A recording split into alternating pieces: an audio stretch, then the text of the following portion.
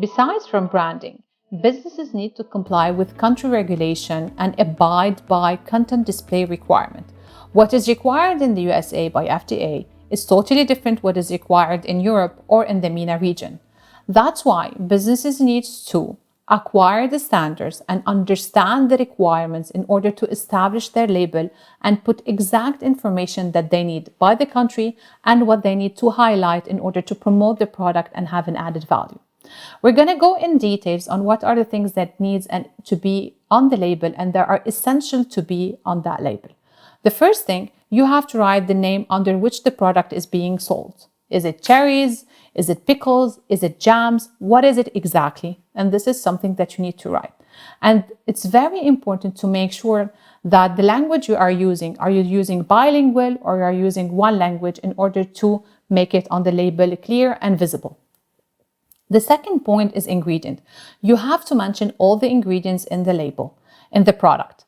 And the ingredients have to be set in a descending order. And most importantly, you have to put exactly the ingredients, and if there's additives, if there's emulsifiers, if there's a certain additive that needs to be highlighted, you should highlight it along with the allergen declaration. So this is really important because you are keeping the product safe and you are informing the consumer about all the ingredients that are in this product.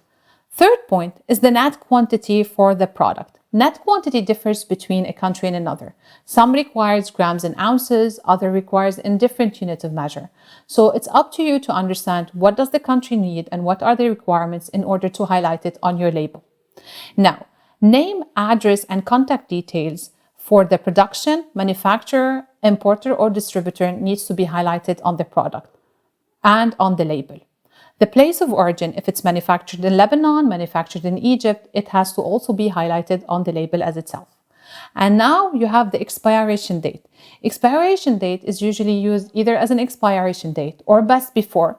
And there's other types also required either by the distributor or by country of origin that you should highlight on the product and making sure that is visible on the label or even on the jar or on the can. Now moving to special conditions of storage. This is a very important thing that you need to mention on the label to ensure that you're informing your customer about how you prepare the product and how you store it. So the special conditions should say if it should be stored at dry ambient temperature, should it be refrigerated, should I keep it for 3 days after opening. All of these special instructions needs to be very clear and visible on the label. Now moving to nutrition fact. Nutrition fact is very valuable for you as a business and for the consumer. And why is that? Because if you're designing a product that has a high nutritional value and you need to highlight it in terms of calories, in terms of fat, in terms of protein content, or simply in terms of vitamins and minerals, all of these has to be clear on the nutrition fact. And each country asks for a different type of nutrition fact, either with 100 gram or a serving size. And that's why, again, you have to check the country regulation and adapt accordingly. And another keynote that we should always take into consideration that when you are designing your nutrition fact, either you have to test your product in order to evaluate all the nutrients, macro and micro, or you simply conduct a theoretical testing for the recipe itself. It's really up to you as long as you are making sure that everything is visible and everything is accurate on the nutrition fact. Now, the final point is the specific claims, and I mean by that health claims. So again, if you are designing a product that is specific or raises concerns on health, you should mention it on the product.